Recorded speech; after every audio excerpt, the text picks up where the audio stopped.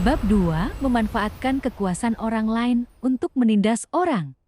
Pengawal itu tidak terlalu mengerti akan perkataan yang dia dengar. Tidak boleh memiliki gundik. Bukankah ini agak berlebihan?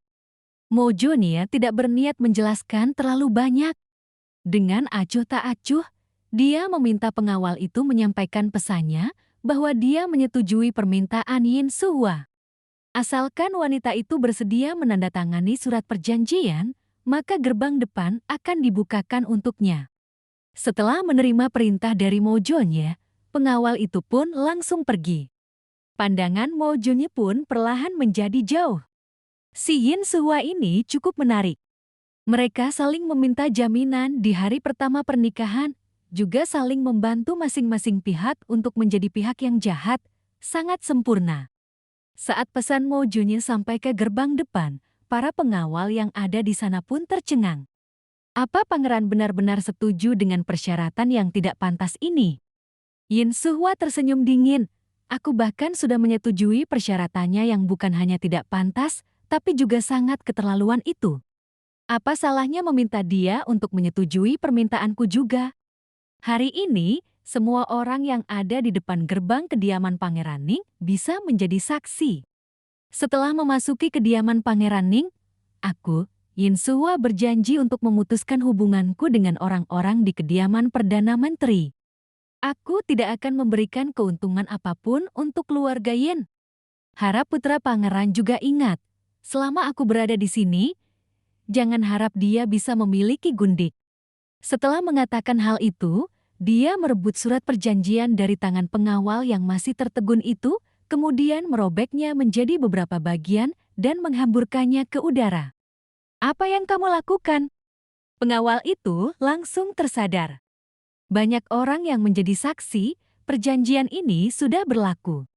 Apa aku harus membawa surat perjanjian ini masuk dan membakarnya? Aku peringatkan kalian, selanjutnya kalian harus memanggilku selir putra pangeran. Jika aku mendengar kata kamu keluar dari mulut kalian lagi, maka kalian harus menanggung akibatnya. Aura Yin Suhua mengejutkan semua orang yang ada di sana. Tunjukkan jalannya. Saat semua orang belum sempat memberikan reaksi, Yin Suhua sudah berkata pada Mak Complang dengan tenang. Meskipun para pengawal merasa tidak terima, tapi mereka juga tidak punya alasan untuk menghentikannya dan hanya bisa membiarkannya masuk. Mojonya tidak muncul saat acara pernikahan berlangsung. Asalkan Yin Suhua menuangkan teh dan mempersembahkannya pada Pangeran Ning dan selir pangeran, maka pernikahan ini sudah terbilang sah. Yin Suhua tidak kaget. Putra pangeran yang satu ini terlalu menganggap dirinya penting. Bagi Suhua sendiri, pernikahan ini hanyalah batu loncatan untuk meninggalkan kediaman Perdana Menteri. Mojonya tidak ingin melihatnya, jadi Yin Suhua juga belum tentu mau bertemu dengannya. Jadi, dari awal hingga akhir, ekspresi Yin Suhua tidak terlihat menderita. Dia bahkan terlihat senang karena sudah terlepas dari lautan penderitaan. Pangeran Ning sendiri juga merasa sangat puas dengan menantunya ini. Hanya saja sampai acara berakhir, Mojonya tetap tidak muncul. Hal ini membuat Pangeran Ning ikut canggung dan merasa bersalah pada Yin Suhua.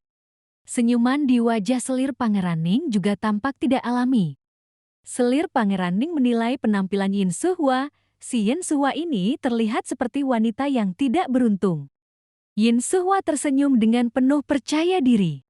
Dia sama sekali tidak minder karena tindakan ayahnya yang menjadikannya sebagai bidak catur, mengatur pernikahan ini dengan alasan membawa berkah bagi putra pangeran. Setelah meninggalkan keluarga Perdana Menteri, dia akan memulai kehidupannya yang baru. Saat mempersembahkan teh untuk kedua mertuanya, Yin Suhua tampak sangat tenang. Selir Pangeran Ning memandang Yin Suhua dengan senyum hangat. Diam-diam dia menatap Yin Suhua, dia merasa menantu perempuannya ini terlalu cantik. Pangeran Ning benar-benar tidak memahami maksud Perdana Menteri, dia mengirimkan putrinya yang pembawa sial ini ke sini untuk menjadi pembawa berkah. Atau dia berharap pernikahan ini benar-benar bisa berhasil membawa berkah. Membiarkan si anak penyakitan itu sembuh. Dari pernikahan ini, kamulah yang paling dirugikan. Selir pangeran menghela napas saat menerima teh yang dipersembahkan oleh Yin Suhua. Aku tidak merasa dirugikan. Karena kata-kata ini, Yin Suhua memiliki kesan yang baik terhadap ibu mertuanya. Pangeran Ning yang melihat adegan ini, kemudian berkata sambil tersenyum, "Baiklah, antarkan selir putra pangeran ke kamar." Yin Suhua duduk di kamar barunya dengan puas hati sambil mengamati suasana di sekelilingnya. Semua yang ada di sini benar-benar bergaya khas keluarga kerajaan. Setiap inci ruangan itu, baik meja, kursi, dan benda lainnya, semuanya tampak elegan dan berkelas. Ming Rui tidak tahan untuk tidak menghela napas. Baginya, situasi Nona sekarang bagaikan keluar dari mulut harimau dan masuk ke sarang serigala, tidak ada perubahan yang berarti. Ming Rui, kamu seharusnya senang karena aku bisa meninggalkan sarang yang berisi sekumpulan binatang buas itu. Setidaknya aku masih bisa bertahan hidup, kata Yin Suhua dengan lirih. Ming Rui yang dari kecil tumbuh dewasa bersama Suhua juga sempat ditahan oleh ibu tiri Suhua. Sesaat sebelum meninggalkan rumah, Yin Suhua memaksa dan mengancam tidak akan keluar jika tidak diperbolehkan membawa Ming Rui. Akhirnya Suhua berhasil menyelamatkan Ming Rui dengan cara ini. Dia tidak memiliki kemampuan untuk melindungi orang-orang yang ditinggalkan oleh ibunya dan membiarkan mereka dianiaya satu persatu. Semua itu terjadi karena dia tidak berdaya. Tapi mulai sekarang, hal seperti itu tidak akan terjadi lagi. Nona, ada apa? Ming Rui bingung melihat perubahan mendadak dari Yin Suhua. Mulai hari ini, aku bukanlah Suhua yang dulu lagi. Yin Suhua berkata dengan misterius. Ming Rui masih ingin menanyakan sesuatu, tapi Yin Suhua lebih dulu menyelanya. Malam ini, putra pangeran seharusnya tidak akan datang. Ayo, kita pakai masker wajah, lalu tidur pagian. Yin Suhua sudah mengeluarkan masker wajah yang mengandung ekstrak herbal alami buatannya sendiri itu dari rak obatnya. Di kamar mojonya, pengawal yang berada di sana sedang menunggu perintahnya. Putra pangeran, pangeran baru saja mengutus orang untuk mengingatkan Anda. Meskipun pangeran tidak datang saat acara pernikahan tadi, pangeran tetap harus pergi ke kamar pengantin. Kata pengawal, menyampaikan pesan pangeran.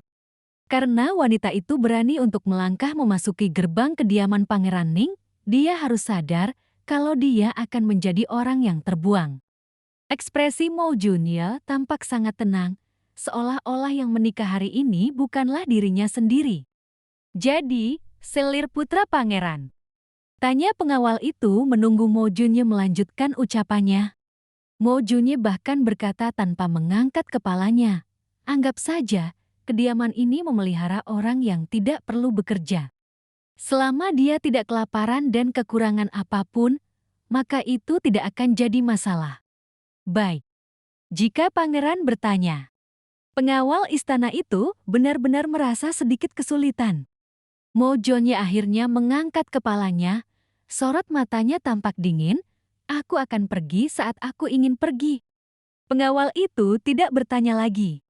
Selama itu bukanlah hal yang merusak reputasi kediaman pangeran, pangeran tidak akan menanyakannya lagi.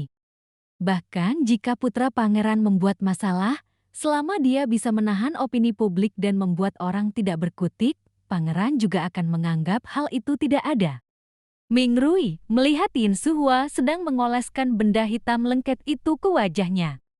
Mulutnya menganga, tapi dia tidak mengatakan apapun. Nona, kenapa kamu melakukan ini pada dirimu sendiri? Ming Rui sama sekali tidak mengerti apa itu masker wajah.